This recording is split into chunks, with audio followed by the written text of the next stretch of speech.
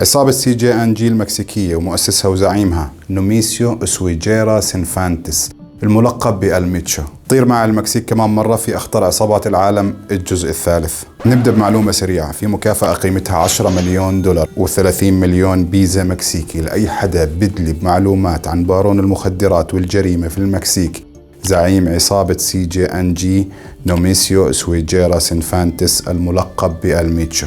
طبعا هاي المكافأة كلها ما بتيجي من فراغ. هاي المكافأة بعد ما شابوا الحكومة الأمريكية والمكسيكية في إلقاء القبض عليه اضطروا يحطوا هاي المكافأة عشان يقدروا يوصلوا له، ولحد هاي اللحظة ما قدروا.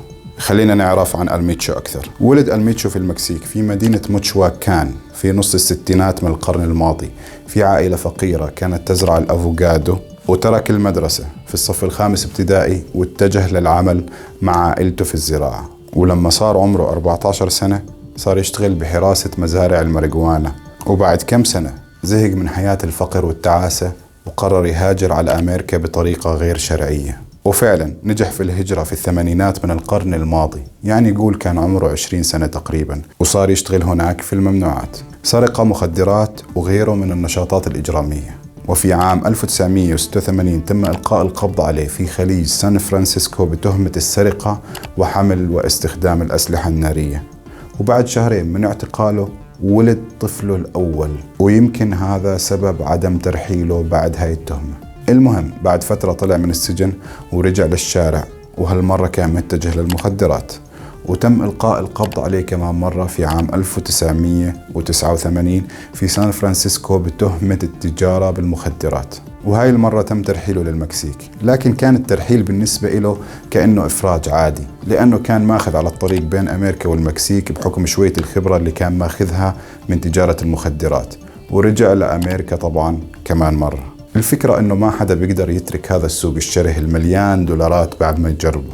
وفي سنة 1992 تم إلقاء القبض عليه للمرة الثالثة في مدينة ساكرامنتو في ولاية كاليفورنيا، بس هالمرة غير، هالمرة فيدرالية. القصة أنه كان ألميتشو وأخوه إبراهام بتم صفقة بيع مخدرات 1.5 كيلو هيروين تقريبا، وكانوا المشترين رجال شرطة متخفيين، وألميتشو كان حاسس إنهم شرطة، وكان يحذر أخوه الكبير إبراهام من الصفقة، بس إبراهام ما رد عليه. وفي النهاية وقع الفاس في الراس وانمسكوا اثنين، وبعد شد وجذب في المحكمة وضغط من أخوه إبراهام إنه يطلع حاله بريء ويلبس التهمة كاملة لإبراهام، رفض ألميتشو واعترف بشراكته بالصفقة مع أخوه، وأكلوا اثنين كل واحد فيهم 5 سنين حبس بدل ما يطلع هو بريء وياكل أخوه إبراهام الحكم كامل 20 سنة سجن.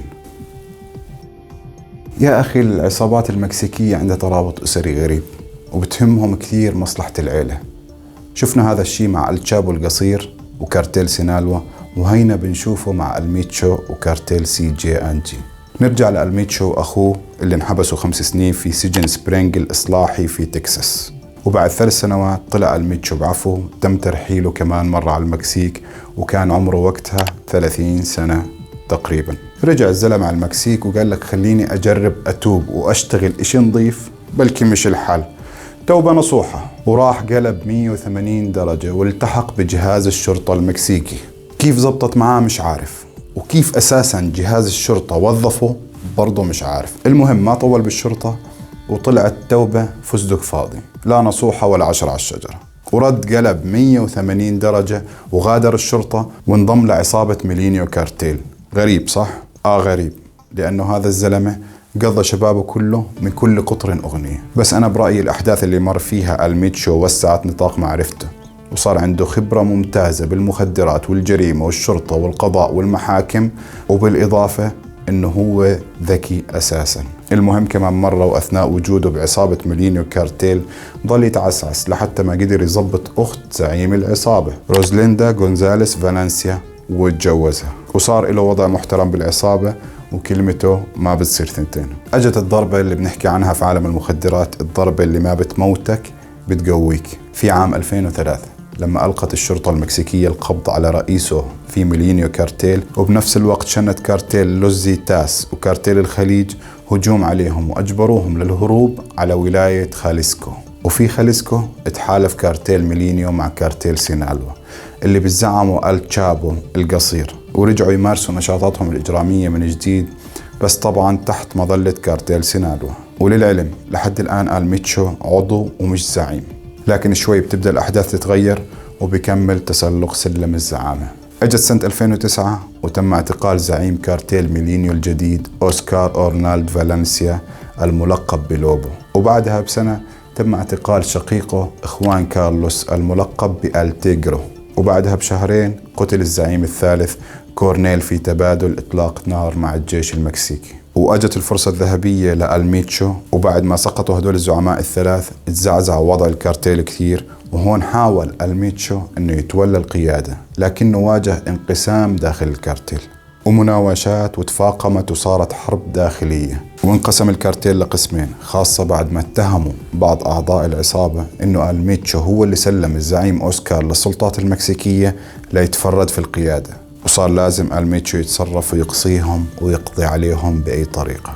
فأطلق حملة دعاية ضخمة بأنهم بيبتزوا وبيجرموا بالناس المسالمين العزل ورجال الأعمال المساكين، وخلى السلطة والمجتمع كله يقلب عليهم ويحاربهم من كل اتجاه، على أساس أنه هو المسكين البريء اللي القطة بتاكل عشاء. في النهاية نجحت الخطة وشطبهم من الساحة على الآخر، وعزز نفوذه في غرب المكسيك، وغير اسم العصابة ليصير خاليسكو نيو جينيريشن كارتيل، اختصاره CJNG. الآن البداية لعصابة CJNG بقيادة المعلم نوميسيو سويجيرا سيرفانتس الملقب بألميتشو.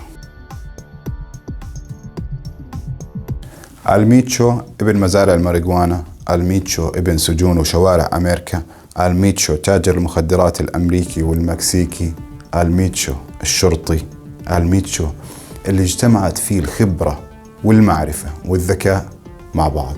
وانطلق ألميتشو وبدأ يشتغل ويوسع نشاطاته في توزيع وتهريب المخدرات وعمليات الابتزاز والجريمة والفساد ورشوة رجال الدولة، لحتى ما تقدر قيمة الأصول اللي بيمتلكها ألميتشو حالياً 50 مليار دولار، وهو المطلوب رقم 1 في المكسيك، ومش من جديد، من 7 أو 8 سنوات وهو المطلوب رقم 1، وحالياً هو المنافس الوحيد لكارتيل سينالوا في المكسيك. طيب شو الاستراتيجية اللي بيشتغل عليها ألميتشو عشان يوصل لهاي المرحلة بدون ما تقدر السلطات المكسيكية تمنعه؟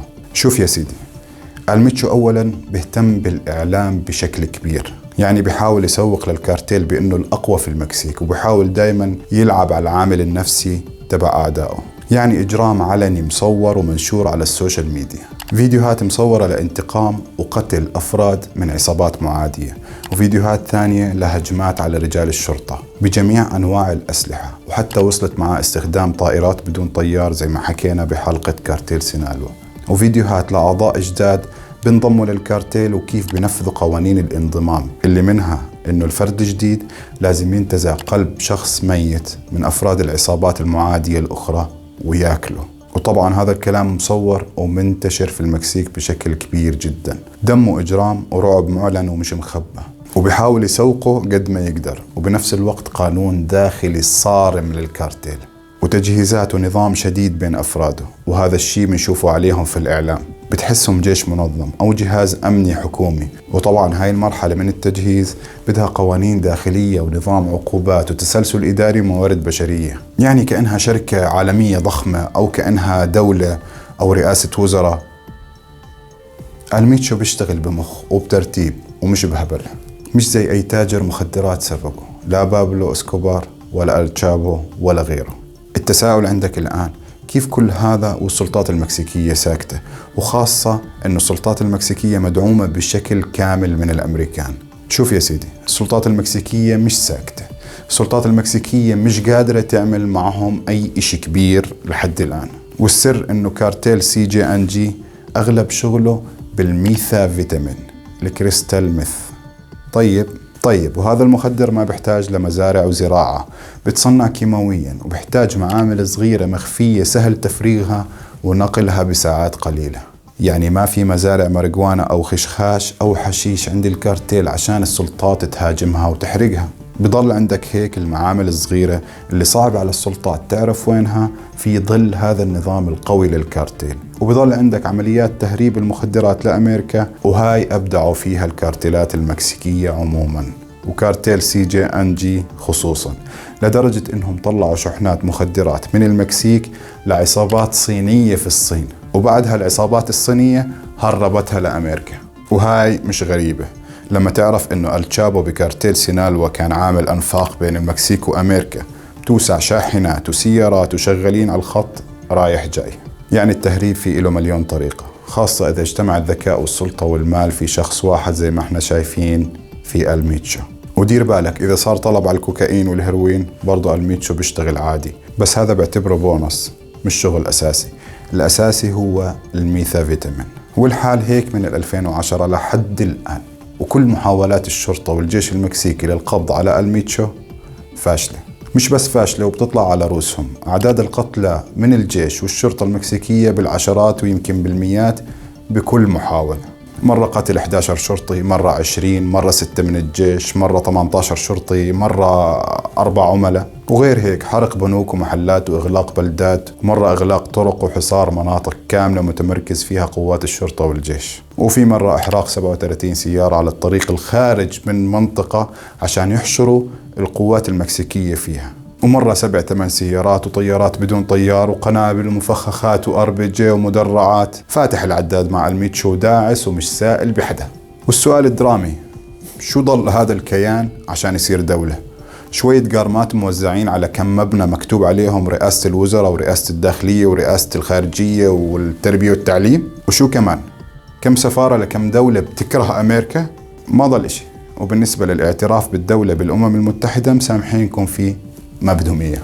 يعني معقول الميتشو بطل خارق ما صار معه إشي سيء من 2009 و2010 لحد الآن؟